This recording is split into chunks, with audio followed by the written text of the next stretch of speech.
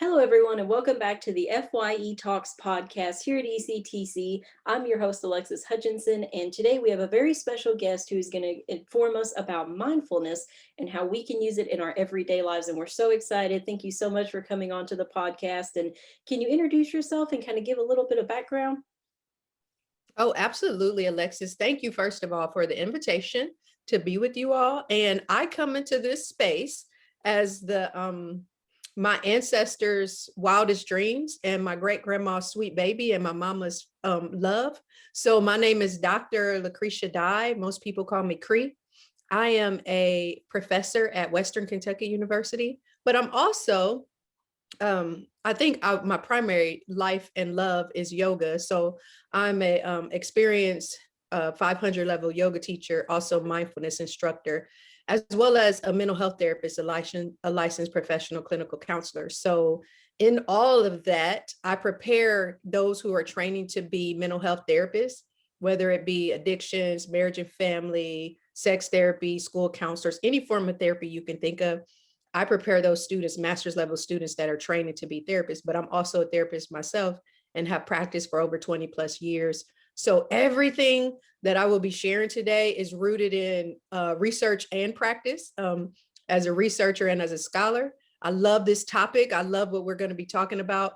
And as a practitioner, I love and believe that people can change. And that's the one reason why I'm in the work that I'm in, is because I absolutely love people and I believe that people can change. Fantastic. And so we're so excited to have somebody so experienced and so rooted in, what you're teaching other people. It sounds like you've got a wealth of experience that we can draw from. And so, like I mentioned earlier, you're talking today about mindfulness. And so if you had to explain mindfulness for somebody who maybe isn't very familiar with it, hasn't heard of it, I know it's kind of gained a lot more traction in the past few years about focusing on this aspect of health. Could you kind of break it down for us? Oh, absolutely, Alexis. I'm sorry, I was unmuted. Every time you speak, I try to mute so that I don't interrupt the sound. That's So, totally so I was trying to unmute it. So sorry about that. But honestly, mindfulness is just paying attention on purpose. So it's just paying attention to something or something that you're doing or someone, anything you can think of. Is just, it seriously is just that simple, that it's just paying attention on purpose. And I think it's interesting while also wonderful that people are coming to this place to say, hey, we have so many distractions. And how nice would it be just to pay attention to one thing on purpose? It's true. like our ancestors, like it's what we've always known as humans to do this, but it's like we've gotten so distracted. And it's funny that it's getting, like you said, it's getting popular and more, put out there in the media and just in many places, because I remember I was an undergrad student. I was a psychology student in undergrad, and I was like in the 90s. And I remember being into mindfulness and meditation and all those kind of things. And I remember my colleague, my professors, or even peers, they used to call me so woo-woo for the mindfulness. And yeah, I'm serious. And then as I went through my career, I remember my different colleagues still referencing as woo-woo and it's just out there and it's not grounded in science. I remember all of this discussion. And that's why I'm so pumped about how it's the traction that it's gained and how people are all about it now. So mindfulness is just simply paying attention on purpose. You can pay attention to anything on purpose. You can pay attention to your breath, just your thoughts, the way the leaves are blowing outside, or while you're walking, the way you're walking, or even the way you eat. So just simply paying attention on purpose is what mindfulness is. Absolutely. That's great. And so when you are focusing on mindfulness, this paying attention on purpose, what are some of the benefits, some of the practices that it can be useful for? Because I know that I feel like a lot of students are probably like, okay, I want to focus on studying better or concentrating more or whatever the case may be. And so with mindfulness, how do you take that and then make changes towards the behavior you want to see, improve or altered or whatnot? Oh, that's so good. So when I talk about mindfulness, and I have a book that actually it's coming out next week, and it's specifically preparing or supporting students. So it was prepared for me because as a professor, I see so many students struggling and wanting to know the benefits or how to of mindfulness, right? Mhm. So the way that I like to approach it is with the B's. I call it the 5 B's. So paying attention to our beliefs, like the way that we're thinking, paying attention to the beliefs that we have, like I don't believe I can do this, or I believe I can't, Mhm. beliefs like that. Also paying attention to the breath. And I can go into a long whole scientific explanation of just all the benefits of the breath and paying attention to the breath and what it does. As soon as you begin to pay attention to the breath, every system in your body is impacted by it. So we start with the cardiovascular system. We can move into our nervous system. We can think about our muscular system, our skeletal system. Every system in our body our immune system is impacted by how well we breathe, how we either breathe high in the chest or a nice full inhale and exhale where we're using the capacities of our diaphragm, our lungs, just the whole breath process. Also the brain. I use the brain and I talk about the brain as a way to pay attention to how our brain is our bodyguard. So what does that mean? The brain being our bodyguard, it's always trying to keep us safe and keep us protected. So the brain functions on an efficiency model. So it's just like once upon a time, our ancestors were in the Serengeti. And what did we learn? What do we know about that? It's always scanning and looking for problems to keep it safe. Mhm. So once upon a time, the brain had to figure out, is this flower safe to smell or is it going to eat me? Right. So Mhm. now the brain is always trying to protect us. And it has so many functions. And I love talking about the brain. And a lot of people know about the brain and the triune model, like the 3-part brain or the 4-part brain. But the brain is in every cell of your body. So when we think about our thoughts and the brain and what it's doing to protect us, we sometimes have to tell our brain what to think. But then the other B, the fourth B is the beat. So when I say beat, I'm referencing the heart and then just the energy of the heart and being able to come back to ourselves and check ourselves and say, what is my heart? What is going on with my heart right now? Because for most of us, we make decisions with our heart and then we justify it with our minds. But everything truly is a heart matter. And for example, gratitude is such a huge wave or energy that comes from our heart. And because our heart is made up of so many neural cells, it's just like we're always sending off radio waves from our hearts. It's like we're communicating. And gratitude being one of those strongest ones, it makes a difference if you have a heart of gratitude or if you have a heart of discontent in the way that you live, right? And then the last B that I like to talk about is the body. And when we think about our bodies, a lot of times people don't understand that our emotions show up in our body, right? So that means trauma and stress get locked in the body. And our body and emotions being our native language. Our emotions are our native language, and emotions come to inform us.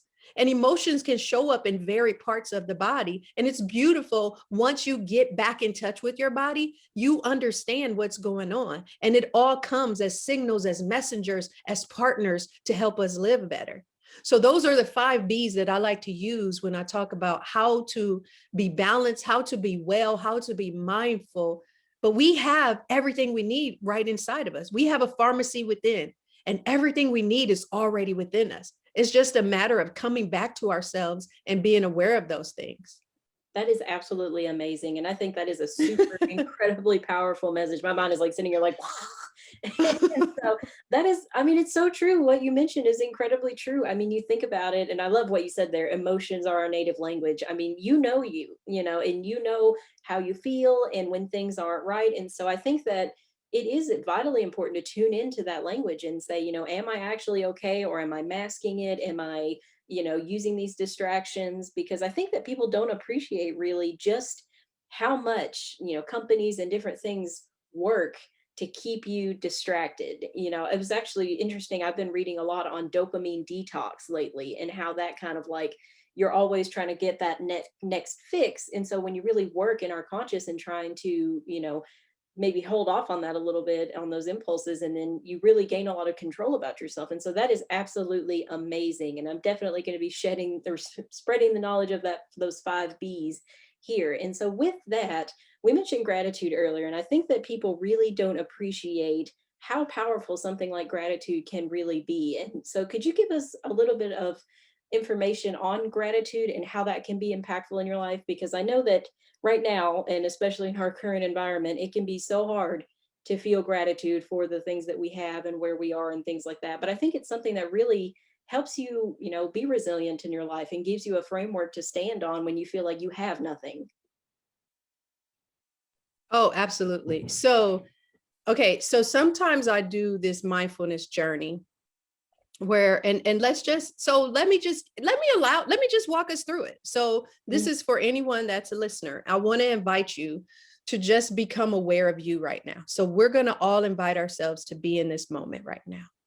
And I'm going to invite us to roll our shoulders back and down and lengthen our spines, rooting our sits bones down into the seat wherever we're sitting, and just lengthening the spine. Imagine that the crown is going up to the sky.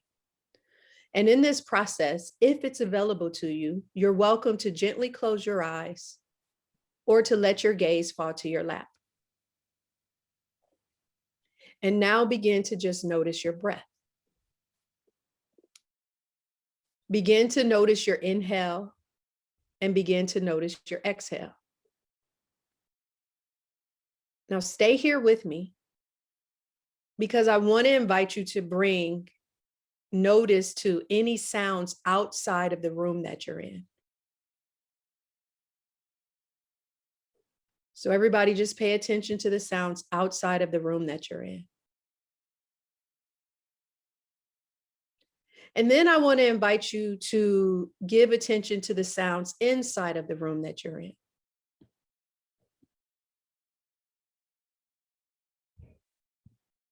Beautiful. Now, one more. I want to invite everyone to place your right hand on your heart and your left hand on top.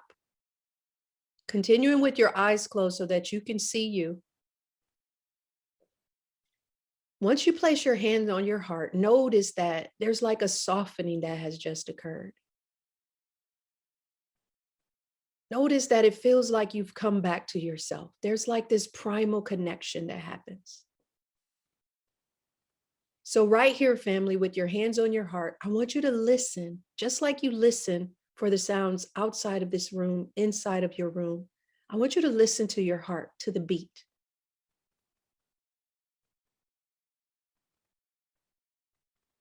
Now, as you do, you may think, oh, I do notice where my heart is beating, or you may feel it at some place in your body, but I want you to go in and listen a little deeper. See if you can hear some gratitude. See if you can hear and feel some forgiveness. And what about compassion and kindness right there in our hearts? Stay with it. Stay with your breath.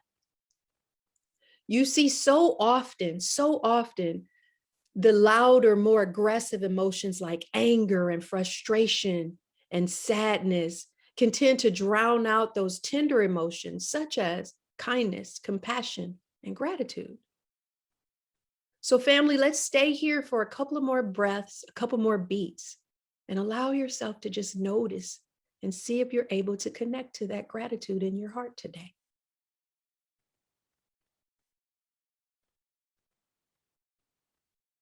Beautiful. Now, when you're ready, allowing yourself with gratitude to just begin to wiggle your toes and your fingertips and any other movements. Maybe you want to move your neck and take your head side to side, but just open your eyes and bring your attention back to the space that you're in. So Alexis, just like that little short journey, it's about the energy of the heart, right? That our heart center. Our heart center is an electromagnetic vibrational field.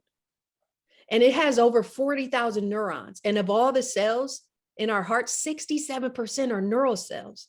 So what does that tell us? That the heart is the true vessel. And energetically, if we focus on our heart space, we can change our brain, our breath, our body, all those other bees. And when we think about gratitude, right? The heart's electromagnetic field is 5,000 times more powerful than the brain. So if we think about how society conspires towards the rational, it's actually the intuitive in our hearts that we need to move towards. Our heart is the true vessel, and it's healing for the mind as well as the body. It's the pinnacle for transformation. So just starting each day with gratitude can be so liberating and so freeing. So we Absolutely. talk about gratitude. That's where I would go. You hear me, Alexis? Yes, that was so incredibly refreshing and so wonderful. Thank you so much for walking us through that journey. That was just incredibly, it was just very, very positive and very impactful. And I know just doing that short amount, I couldn't imagine if we made a dedicated effort to do that every day, when you're feeling stressed, when you're feeling down, just taking a moment to reconnect with yourself, your heart, like you say, and, your thoughts. I could see how that could be an incredibly powerful force in changing who you want to be into the person you want to be. You have to start somewhere, and that connection, that focusing on you is so potent that I think people really need to give it a try. Yeah, so I start all of my classes this way, Alexis. I start every class I teach, I start with this. I start with bringing us back to ourselves. I start all my counseling sessions, whether it's individual or group. I start, of course, all my yoga classes, or Mhm. even when I speak, a lot of times when I go across the nation and I speak in different venues or facilities, I start us by connecting ourselves with ourselves. And it essentially is preparing the brain. It's the primal part. It's the lower part of the brain, like the reptilian part. When you think about the three-part brain, our lower part of the brain just wants to feel safe, right? So in that process, bringing ourselves back to ourselves is just allowing the brain to relax, to say, okay, I am here now. I feel safe and it's okay. So that is just an invitation to come back to you. And once you come back to you, of course, you can better connect with those around you. And then we move into what's next in relationship and with the people around us and what's going on. But the best place to go is to come back to yourself first, and then be able to go out into the world. Absolutely. And so, do you have any resources that maybe you could plug or connect with us so that students, if they're interested, or anybody really, could become, more educated, more aware of mindfulness, and that they could maybe follow some of these practices at home? Yeah, you know what's funny?